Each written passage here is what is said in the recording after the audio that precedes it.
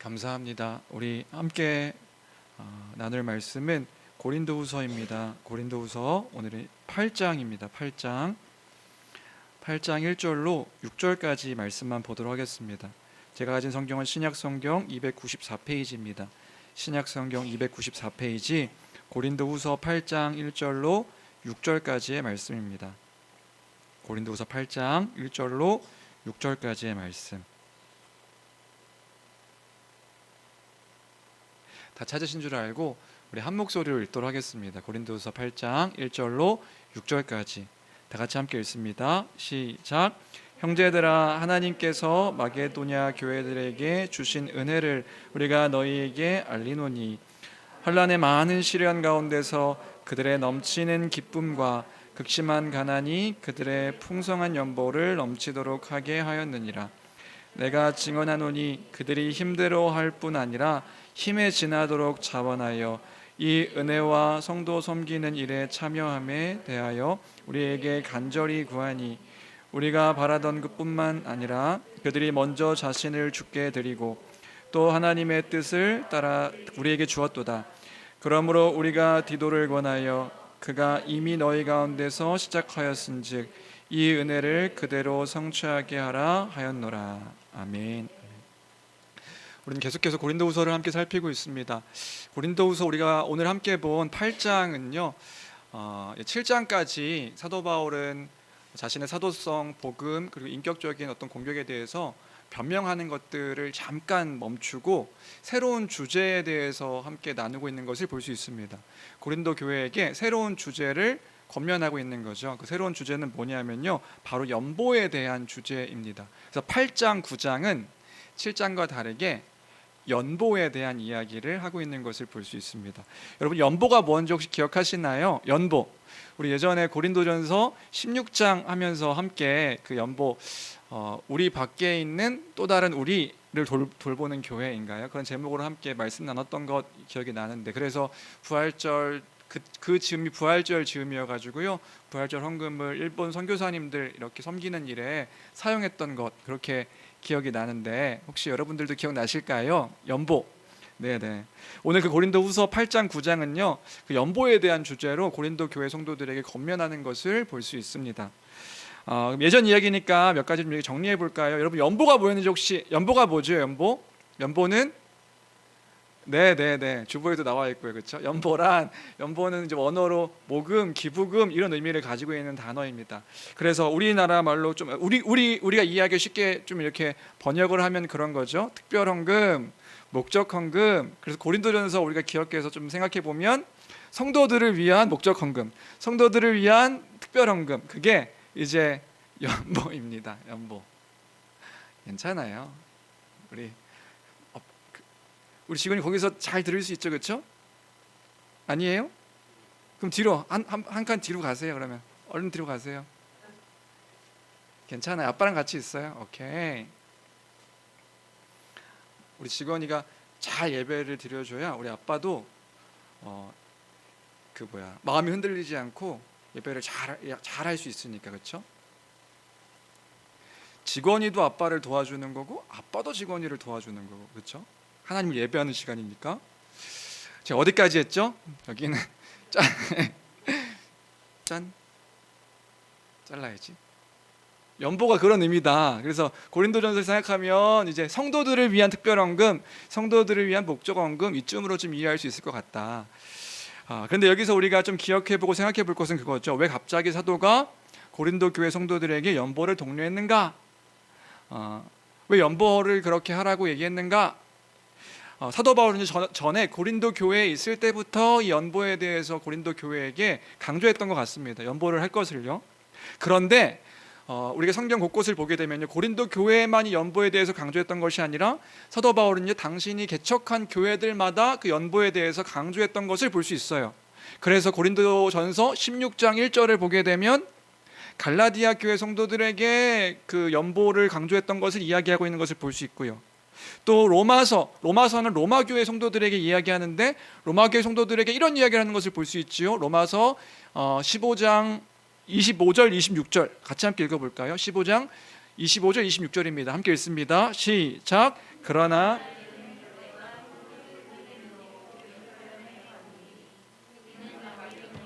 아가야 사람들이 예루살렘 성도 중 가난한 자들을 위하여 기쁘게 얼마를 네, 로마교회 성도들에게 마게도니아와 아가야 지방의 그 사람들이 연보하였다 이런 이야기를 하고 있는 것을 볼 수 있어요. 마게도니아와 아가야는 어떤 지역이냐면 우리 빌립보, 데살로니가 그리고 베레아 이쪽이 이제 마게도니아 지방이고요. 이 도시가 이 큰 마게도니아 지방 안에 그 도시들이 있는 거예요. 빌립보 도시, 데살로니가 도시, 베레아 이게 이제 마게도니아 지방이고 아가야 지방에는 대표적으로 고린도가 있고요.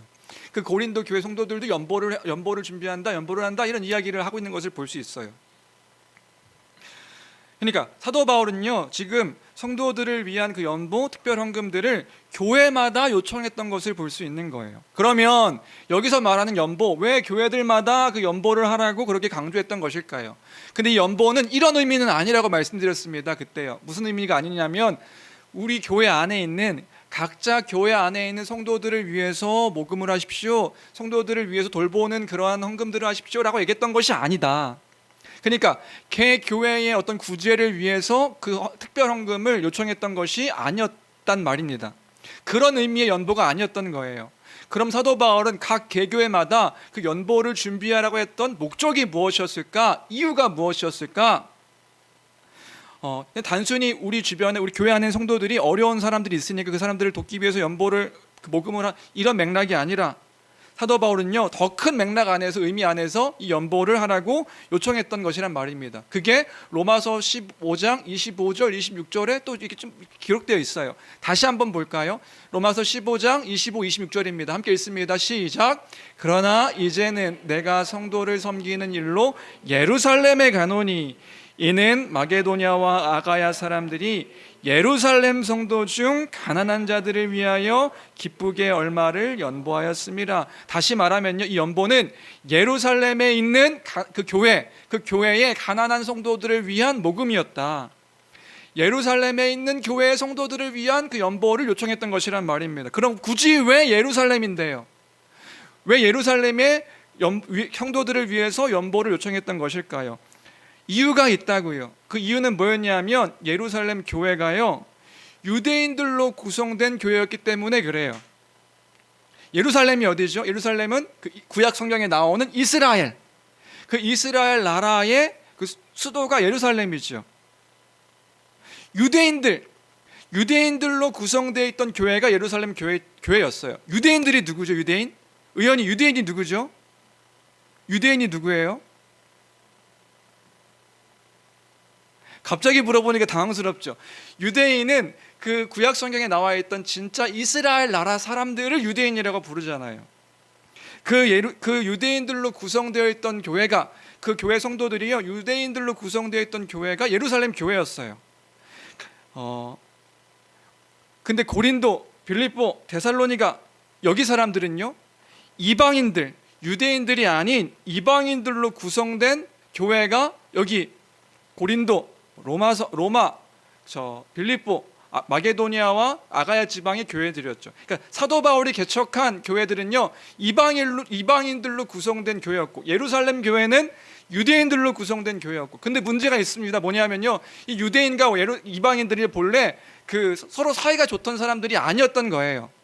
유대인들은 자신들이 하나님의 백성이라는, 이스라엘 사람들이라는 그런 의식 때문에 이방인들을 별로 좋아하지 않았고, 이방인들 역시도 유대인들이 그렇게 자신들을 싫어하는 것들을 아니까 별로 유대인들을 좋아하지 않던, 서로 앙숙인 사이였던 그 사이가 유대인과 이방인들의 사이였어요.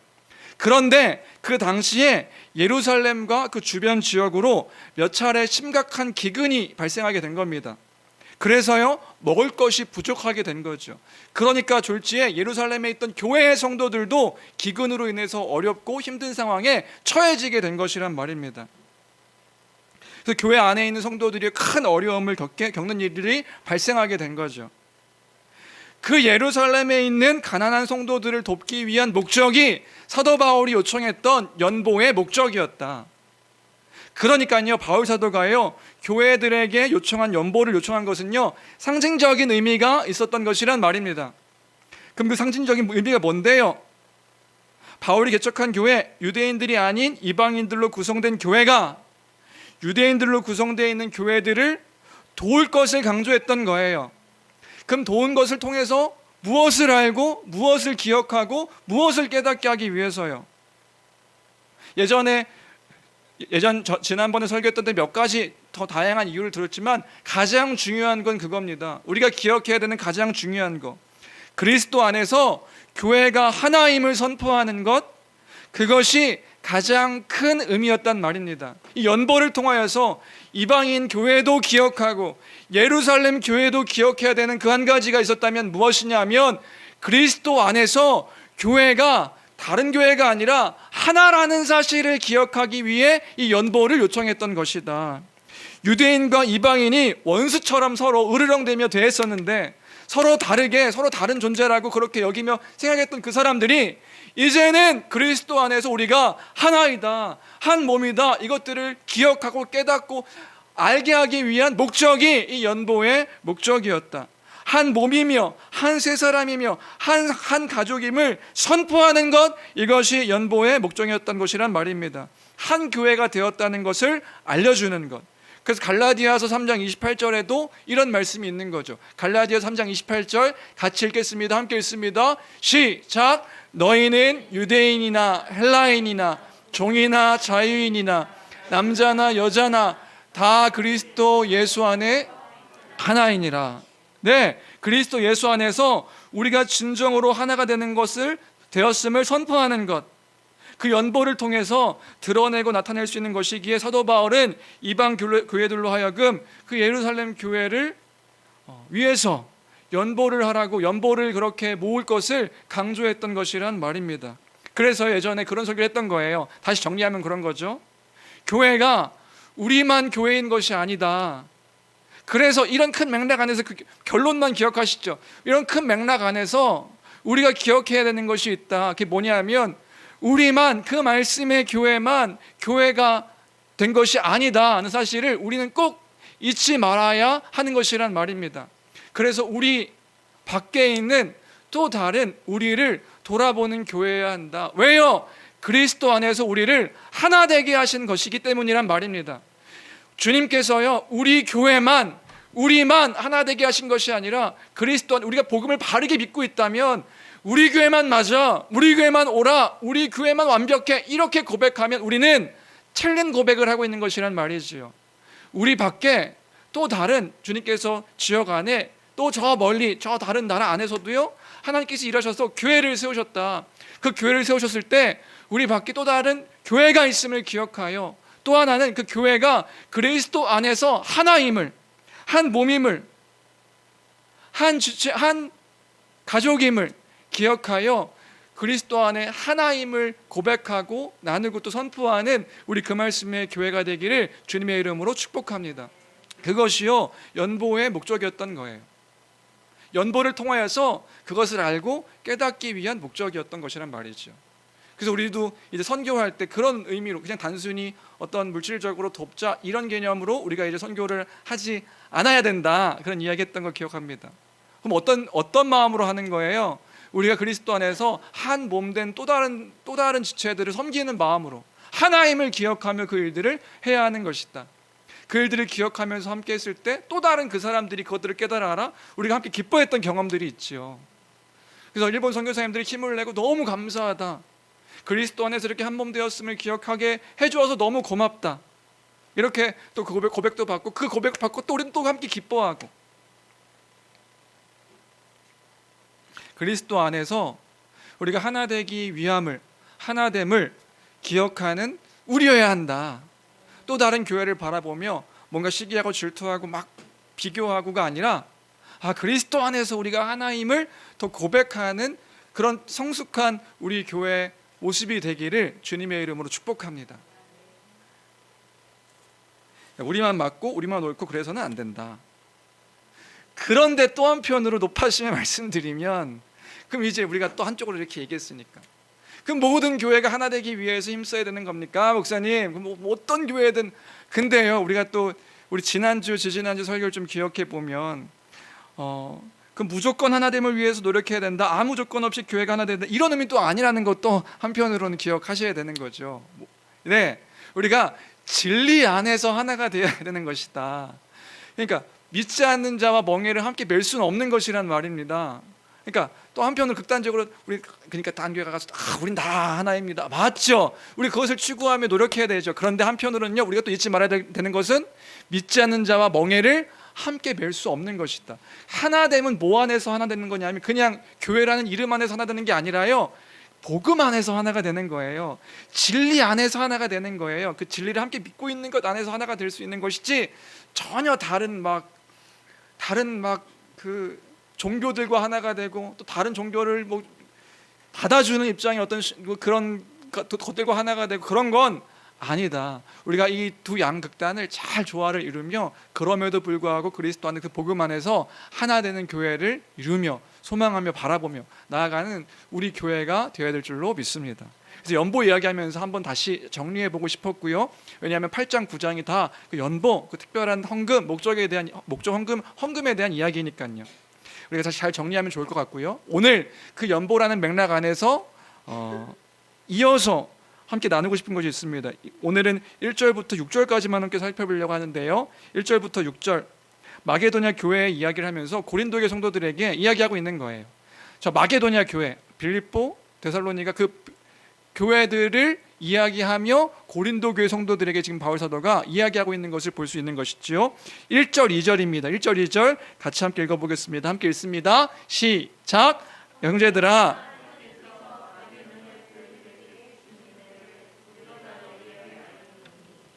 환난의 많은 시련 가운데서 그들의 넘치는 기쁨과 극심한 가난이 그들의 풍성한 연보를 넘치게 하게 하였느니라.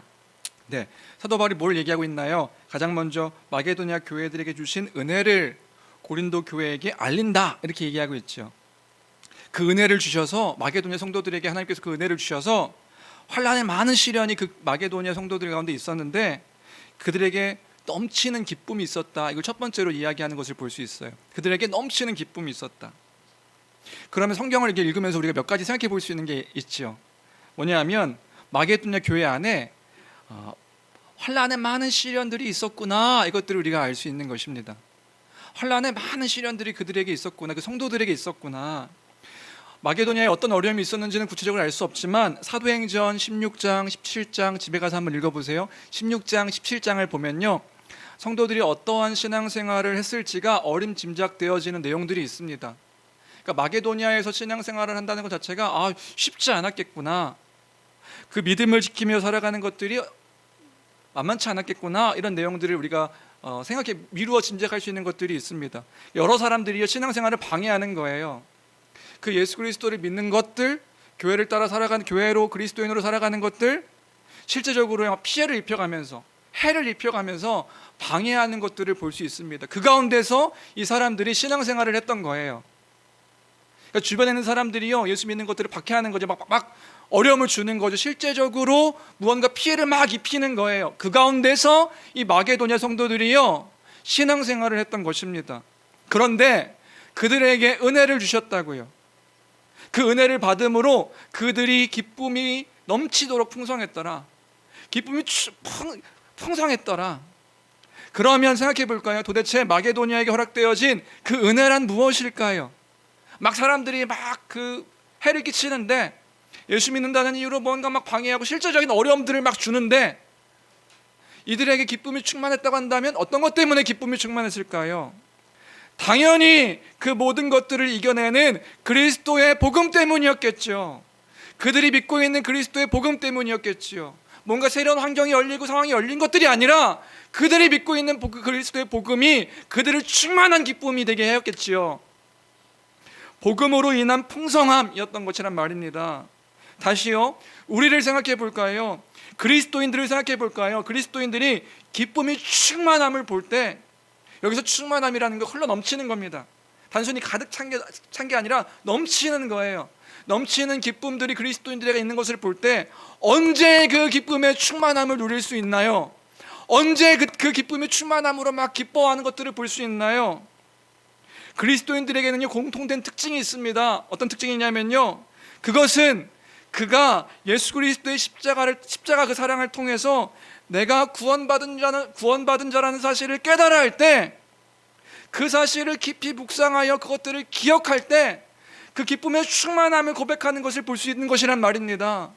언제 기뻐하냐, 언제 찬양하고 막 나의 삶 가운데 나 감사가 흘러 넘치는 것들을 볼 수 있습니까? 그리스도인들에게는요, 그 예수 그리스도의 그 십자가 사랑으로 말미암아 하나님께서 내게 이루신 그 구원의 놀라운 일들을 내가 기억할 때, 내가 구원받은 자라는 사실에, 이 세상 가운데서 내가 하나님의 구원받은 자라는 사실들을 기억할 때 그 기쁨의 충만함을 고백함을 볼 수 있는 것이지요.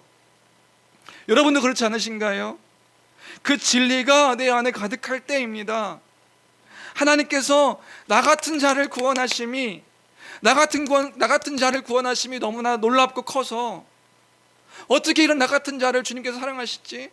아무것도 없고 아무것도 볼품없고 아무 능력도 없는 나 같은 자를, 수많은 사람들 가운데 더 잘난 자도 있고 더 똑똑한 자도 있고 더 많이 가진 자도 있는데 나 같은 자를 사랑하시지? 그 사실들을 깨달아 할 때 우리 기쁨의 충만함을 볼 수 있는 것이지요.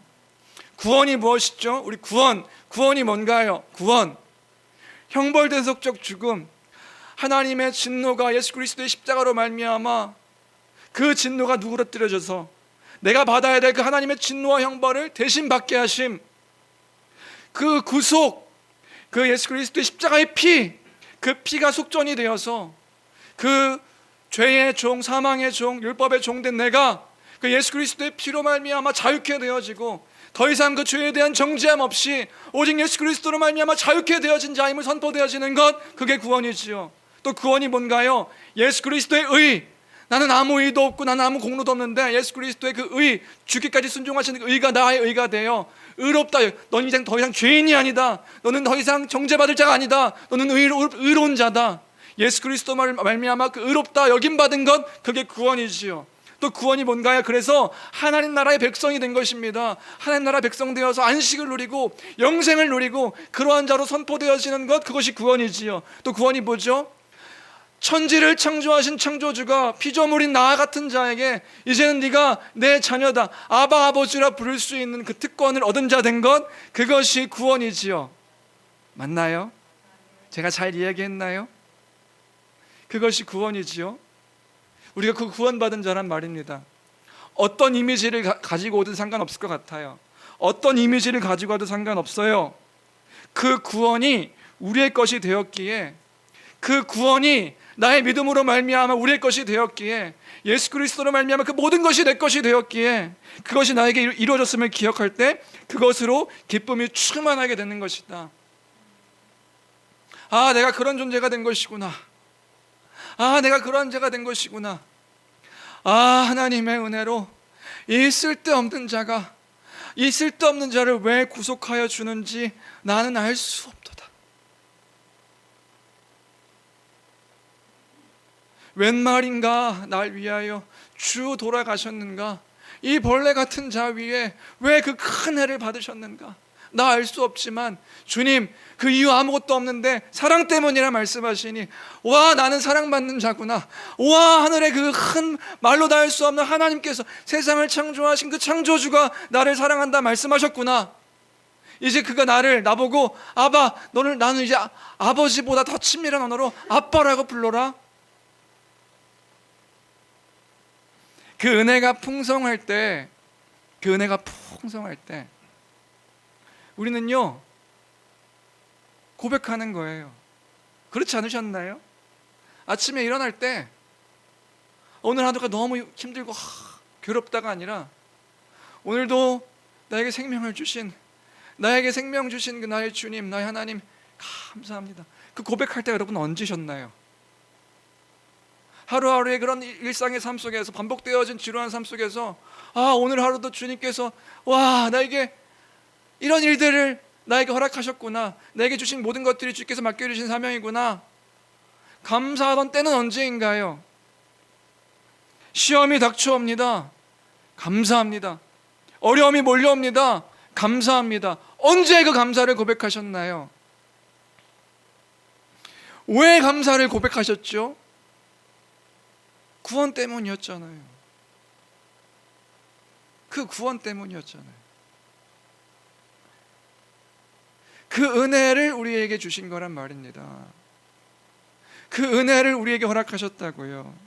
그때 우리는 기쁨이 충만합니다. 상황이 변했나요? 상황이 변한 것 아닌데 그 상황이 아무것도 변하지 않았음에도 그 은혜로 우리는 기쁨이 넘치는 것입니다. 주 안에 사랑하는 성도 여러분, 구원의 은혜로 말미암아 기쁨이 충만한 우리가 되길 주님의 이름으로 축원합니다. 누가 뭐라 하든지, 누가 어떻게 나를 비아냥거리든지 나는 상관없어. 왜? 나는 주님의 그 은혜를 알았거든. 이라며 그 은혜 때문에 여러분들 그 모든 것들을 내어놓고 그 주를 따라갔던 때가 언제였나 생각해 보면 그 은혜가 충만할 때였던 것이지요.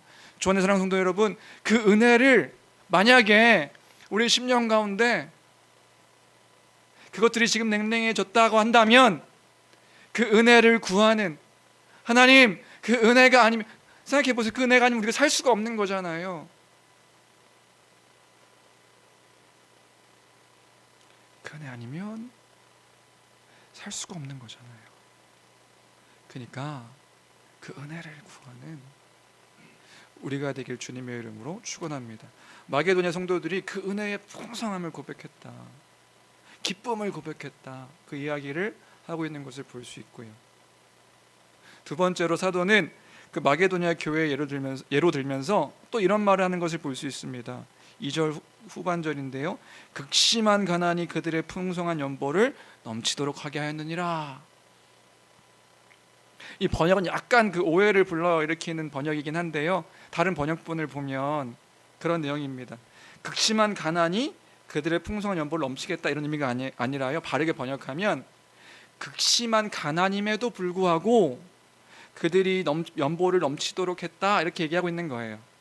가난이 연보를 넘치겠다가 아니라요, 가난해져서 연보를 더 많이 했다, 이런 게 아니라요, 가난임에도 불구하고 연보를 넘치도록 하겠다.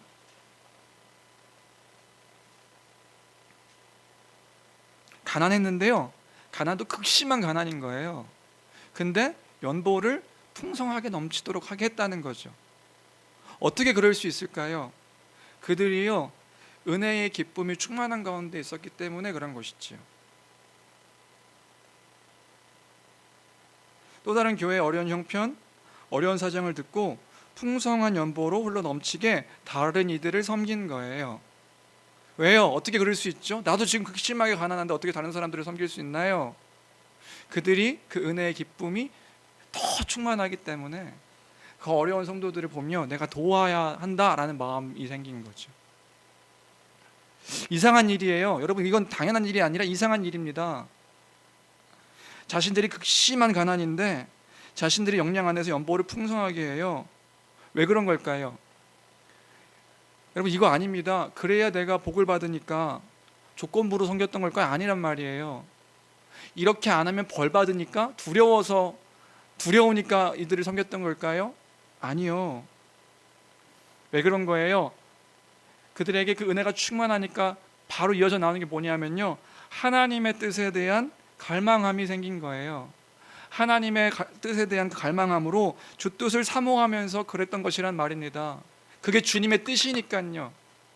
그게 주님의 뜻이니까, 날 구원하신 그 하나님의 뜻이니까 그래요. 그 뜻을 따라 살아가는 것이 참된 기쁨이요, 참된 행복이요, 참된 소망임을 알게 되는 거죠. 알게 된 거죠. 그러니까 그것이 주님의 뜻이니까요. 그 다른 사람들을 섬기는 것이 주님의 뜻이니까 그 뜻을 따라 섬긴 거예요. 그것이 그리스도인의 삶임을 알게 되는 거죠. 저는 사랑하는 성도 여러분, 하나님의 뜻이 무엇인가요? 여기서 우리가 생각해 보는, 하나님의 뜻이 무엇인가요? 우리를 향하신 하나님의 뜻이 무엇일까요? 우리를 구원하신 그 하나님의 뜻이 무엇일까요? 하나님의 백성 되어서 살게 하신 그 하나님의 뜻이 무엇일까요? 그 하나님의 뜻은 우리가 잘 알고 있듯이 우리가 왜 사나요? 우리가 하나님 영광을 위해 삽니다. 우리가 하나님 영광을 위해서 살아가는 존재입니다. 하나님을 영화롭게 하고 그를 영원토록 즐거워하는 것, 그것이 우리가 살아가는 목적이지요. 근데 어떻게 사는 게 하나님의 영광을 사는 건데요? 어떻게 살아가는 게 하나님의 영광을 위한 삶이죠? 하나님을 영화롭게 하는 삶이죠? 구체적으로 어떻게 표현될 수 있을까요? 예수님께서 말씀하신 것처럼 사는 것입니다. 가장 큰 계명에 순종하며 사는 것이지요. 그게 뭐냐면요, 마음을 다하고 목숨을 다하고 뜻을 다하여서 주 나의 하나님을 사랑하는 거예요. 나를 사랑하신 주 나의 하나님을 사랑하는 거예요. 그리고요, 내 이웃을 내 몸과 같이 사랑하는 거. 이게 주의 뜻이라고요. 주의 뜻이 뭔가요? 우리 주의 뜻 하면 그 뜻을 말씀이라 여기고 주의 뜻을 구하기 위해 기도해요. 아니요, 주의 뜻은 성경에 기록되어 있는 거죠. 그 주의 성경에 기록된 주의 뜻이 뭔데요? 하나님을 사랑하는 거예요. 그리고 이웃을 내 몸처럼 사랑하는 거. 그것이 우리 하나님의 뜻입니다. 좀 더 정확히 얘기해 볼까요? 다른 이들을 위해 살아가는 것, 이것이 주의 뜻을 따라 살아가는 우리의 모습이 되어야 한다는 것입니다. 그리고 이것이 하나님께서 원하신 사람답게 살아가는 우리의 삶의 모습인 거예요. 다시요, 하나님께서 세상을 창조하시고요, 창조하실 때 원하신 세상은 그런 세상이었어요. 하나님 세상을 창조하셨습니다. 이걸 믿으십니까? 믿으세요? 하나님께서 세상을 창조하실 때 원하신 세상의 모습은 그런 거였다고요. 뭐냐 하면요, 하나님을 사랑하는 거예요.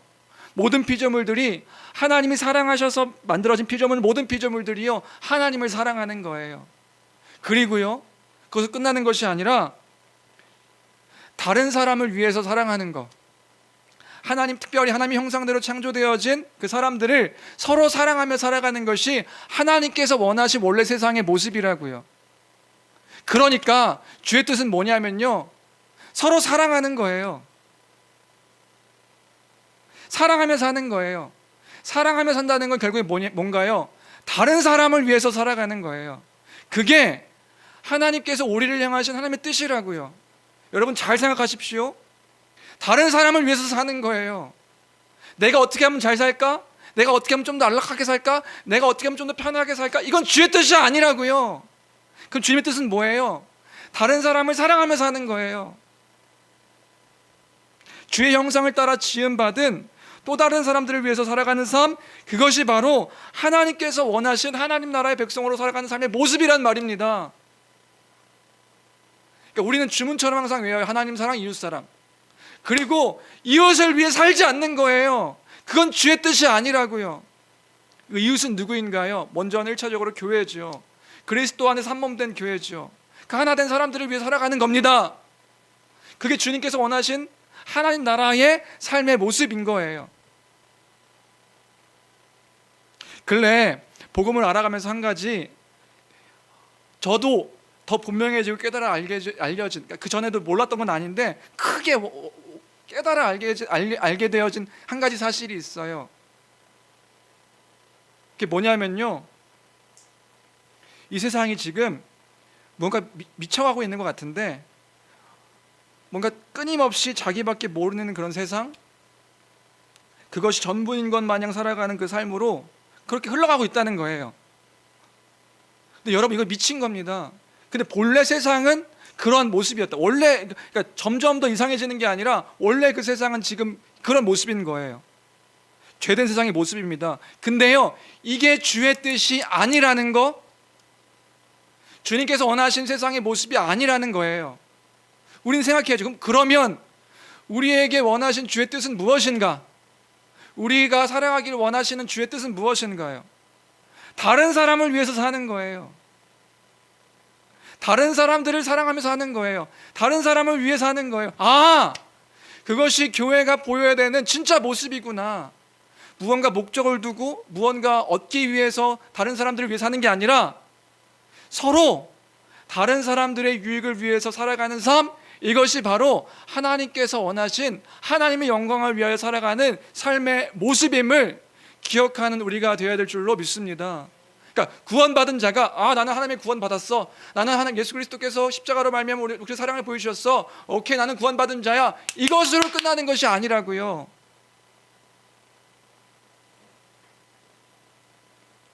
다른 사람을 위해 사는 것, 그러니까 서로 그렇게 새 계명을 주노니 서로 사랑하라. 나 혼자만 사랑하는 것이 아니라 서로 사랑하는 거예요. 그럼 서로 사랑하니까 뭘 누릴 수가 있어요? 그 안에서 사랑을 누릴 수가 있는 거죠. 서로 사랑하며 살면 어떤 아름다운 모습을 보일 거예요. 우리가 회복해야 되는 것은 무엇인가요? 그 삶을 회복해야 되는 거죠. 다른 일을 위해서 살아가는 것. 그래서 요즘 그렇게 고백했던 어떤 믿음의 어른들의 이야기가 하나씩 이해가 되기 시작했어요. 그래서 예전에 한동대학교 그 총장님이 대학 세울 때 슬로건으로 내건 그 문구가 요즘 제 아이들한테도 계속 얘기하는 거예요. 뭐였는지 아세요? 한동대학교 처음 세워졌을 때 공부해서 남주자. 왜? 우리가 공부해야 되는 목적이 뭔가요? 세상이 가르치는, 혹시나 여러분들이 가르치는 공부해야 되는, 애들에게 가르치는 공부해야 되는 목적이 뭔가요? 그래야 잘 살 수 있어. 그래야 좀 더 나은 삶을 살 수 있어. 다른 사람보다 또 좀 높게 살 수 있어. 근데 우리 믿음의 선배들은 그렇게 얘기하지 않았다고요. 공부해야 돼. 그래서 다른 사람을 이롭게 해야 돼. 열심히 일해서 어려운 사람들을 돕고 다른 사람들을 위해 살아가는 거야. 그게 하나님께서 원하신 하나님 나라의 모습이란 말입니다.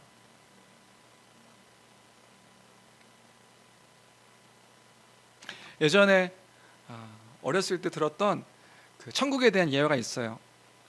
그때는 어렸을 때는 이 천국에 대한 예화인데 이게 진짜라는 게 아니라 그냥 예화입니다. 예화. 천국은 그런 곳이 아니요. 그냥 천국에 대한 예화예요. 천국과 지옥에 대한 예화. 옛날에는 말 같지도 않은 소리야 이랬는데 그게 무슨 의미인지 이제 좀 이해가 됐어요. 뭐냐면 예전에 어떤 분이 지옥을 가셨대요. 지옥 갔더니 지옥에 있는 사람들이 그랬다는 거죠. 지옥에 있는 사람들이요 다 팔과 다리에 기부스를 하고 있더라는 거예요. 팔과 다리에 기부스를 하고 있는데 팔과 다리에 기부스를 하고 밥을 먹으려니까 밥을 못 먹더라는 거예요. 왜요? 숟가락으로 퍼서 입에 넣어야 되는데 팔과 다리에 기부스를 하고 있으니 이게 먹어야 되는데 안 먹이잖아요. 다 흘리고 먹으려고 막 아둥바둥하고 막 서로 막 그게 지옥의 모습이더라는 거예요. 배고파하고 굶주려하고 괴로워하고. 어렸을 때 그런 생각했어요. 입으로 먹으면 되지. 바보들. 저게 지옥이라고? 근데 그게 목적이 아니었던 거예요. 그러니까 어렸을 때 믿음 없을 때는 그냥 막 다 마음에 안 들죠. 천국 갔더니 똑같더라는 거예요. 팔에 기부스를 하고 있고 다리에 기부스를 하고 있고. 근데 천국은 어떻게 하고 있냐? 맛있게 먹고 있더라는 거죠. 왜요? 서로 퍼서 서로 입에 넣어주니까요. 서로 입에 넣어주니까 서로 배고프지 않고 굶주리지 않고 다툼 없이 막 더 자제하는 게 아니라 서로 퍼주며 먹여주니까 서로 배부르게 먹는 거기가 천국이더라. 뭘 이야기하려는지가 이해가 됐어요. 근래예요. 뭘 이야기하는 거예요? 함께 그렇게 다른 사람을 섬기며 살아가는 것이 하나님 나라의 모습이라는 것들을 알려주기 위한 예화였던 거죠. 여러분 그게 그리스도인의 모습이 되어야 한단 말입니다. 여러분들의 모든 사고와 어떤 기준과 나아가는 방향 속에서 내가 중심이 아니라 내가 주인이 아니라 하나님이 주인 되어서 그 하나님 주인 되신 그 주의 뜻을 따라 살아가는 것. 그 주의 뜻이 뭔데요? 그 하나님을 사랑하고 다른 사람들을 돌아보며 살아가는 거예요. 사랑하면서 하는 거예요. 그게 마게도냐 교회의 모습이었다. 5절 한번 읽어볼까요? 5절입니다. 5절 함께 읽겠습니다. 시작. 우리가 바라던 것뿐 아니라 그들이 먼저 자신을 주께 드리고 또 하나님의 뜻을 따라 우리에게 주었더라. 먼저 자신을 하나님께 드리고 또 하나님의 뜻을 따라서 그 연보를 극심한 가난 중에도 풍성한 연보를 예루살렘 교회를 향해서 준 거예요. 왜요? 그게 주의 뜻이니까요. 그게 주의 뜻이니까요. 그럼 주의 뜻이면 우리는 아멘 하는 자들인 거잖아요.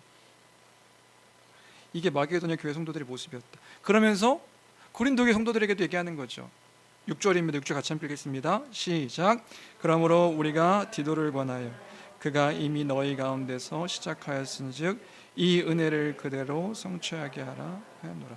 너희도 그렇게 성취해라. 그 은혜를 성취하게 하라고 마게도냐 교회 성도들을 본을 삼아서 이야기하고 있는 거죠.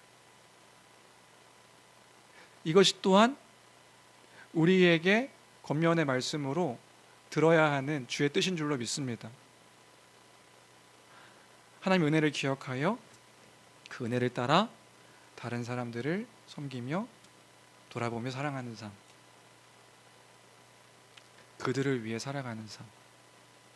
이 미쳐버린 세상 속에서 지극히 이기적이고 자기밖에 모르고 자기만 알고 그렇게 살아가는 세상 속에서 주의 형상을 따라 지음받은 그들을 위해 살아가는, 사랑하는, 살아내는 우리 교회가 되길 주님의 이름으로 축원합니다. 주의 뜻이니까요. 말씀을 정리합니다. 주의 은혜를 구하는 우리가 되었으면 좋겠습니다. 그 은혜를, 그 잊혀졌던 또는 지금 풍성하게 누리고 있는 그 은혜를 날마다 구하며, 하나님, 그 은혜가 아니면 살 수 없습니다. 그 은혜를 따라 살아가는 우리입니다. 고백하는, 기억하는 우리가 되었으면 좋겠고요. 그것을 기준으로 기도하는 거예요. 하나님, 은혜가 필요합니다. 우리가 은혜가 필요하죠. 정말 간절하게 필요하죠. 그래서 그 은혜를 구하는, 그 은혜를 구함으로 기쁨이 충만한 우리가 되었으면 좋겠고요. 또 하나는 그 은혜를 따라서 주의 뜻을 따라 살아가는 우리가 되었으면 좋겠습니다. 그래서 하나님을, 서연아, 하나님을 사랑하는 딸이 돼야겠죠, 그렇죠? 근데 여기서 멈추는 것이 아니라 옆에 있는 사람들을 사랑할 줄 아는,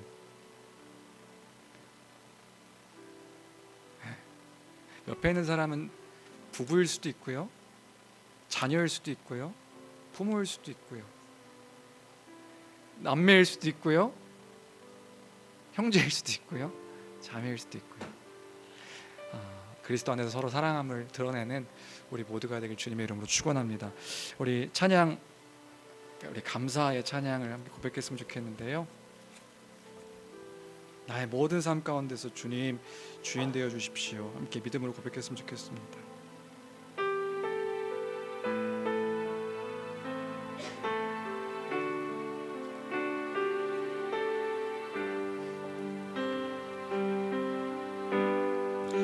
감사해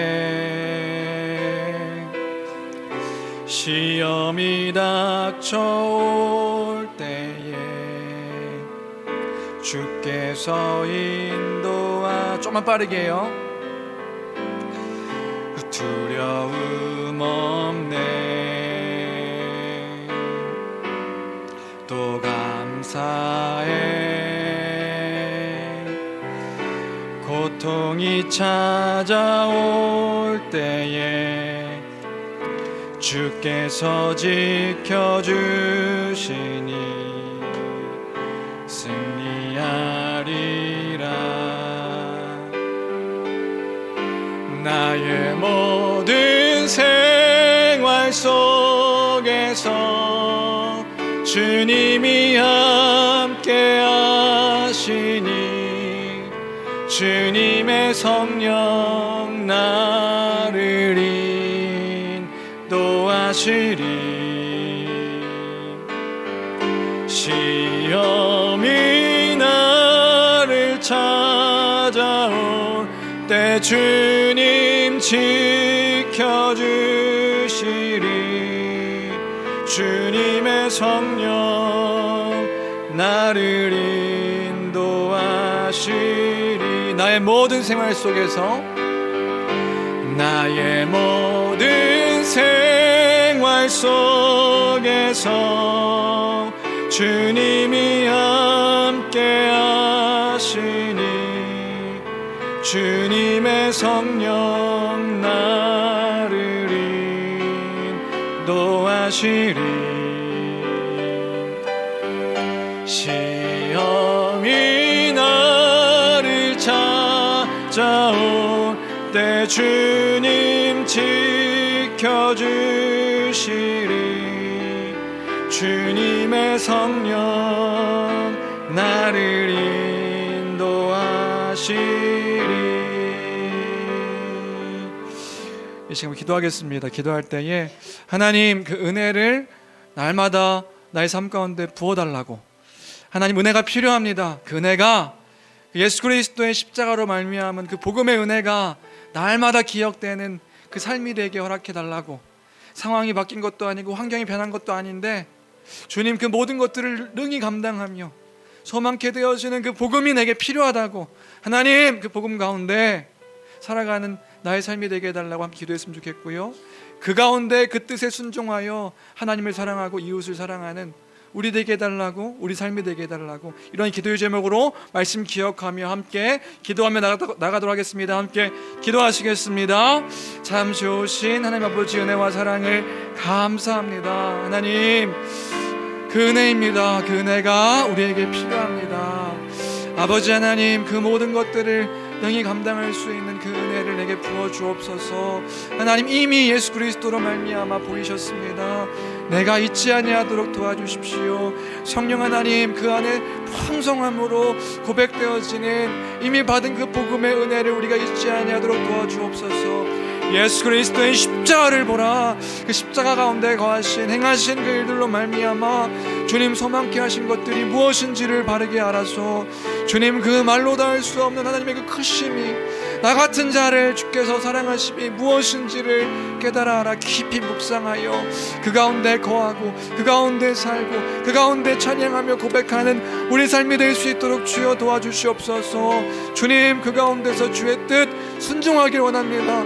쉽지 않은데 주의 말씀이기에, 주께서 명령하신 말씀이기에 순종하길 원합니다. 나는 사랑이 없는 자인데 하나님께서 사랑해 주신 그 사랑이 있기에 주님, 하나님을 사랑할 수 있고 마음을 다하고 목숨을 다하고 뜻을 다하고 주님 모든 것들을 다하여 주님을 사랑하고 주님 그렇게 허락하신 그 형상대로 창조하신 그 사람들을 사랑하며 섬기며 돌보며 살아가는 우리 모두가 될 수 있도록 주여 축복하여 주옵소서.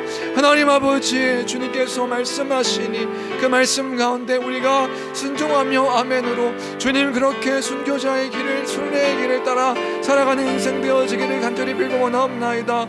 우리의 기질도 다르고 성질도 다르고 성격도 다르고 서로 다른 사람들이 함께 모여 살아가고 있지만 하나님, 주의 백성들입니다. 주님, 내가 주의 그리스도인입니다. 그리스도의 사람입니다. 주님, 그 성품을 따라서 성령의 열매를 맺어 오직 성령의 열매는 사랑과 희락과 화평과 오래 참음과 양성과 충성과 그 온유와 절제를 따라 살아갈 수 있는 우리 삶이 될 수 있도록 주여 축복하여 주옵소서. 하나님 아버지, 우리가 그러한 삶을 살아지기를 간절히 빌고 원하옵나이다. 아버지 하나님, 그 은혜를 우리에게 허락해 주옵소서. 하나님 아버지, 감사합니다. 날마다 우리의 삶을 감사로 고백할 수 있도록 도와주시옵시고 그 은혜 가운데 거함으로, 그 은혜가 우리에게 이미 주어졌으니 그 은혜를 기억함으로 기쁨이 충만하여 주의 뜻 가운데 그 주의 뜻을 따라 살아가는 우리 삶이 될 수 있도록 도와주옵소서.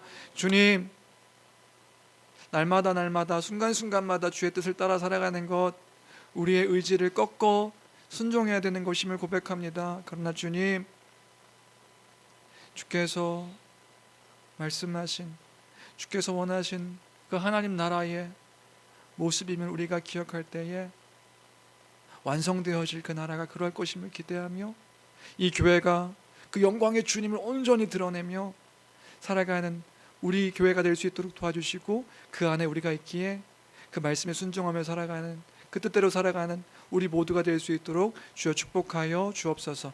모든 것 주께 있음을 고백합니다. 감사합니다. 귀하신 우리 주 예수 그리스도의 이름으로 기도합니다. 아멘.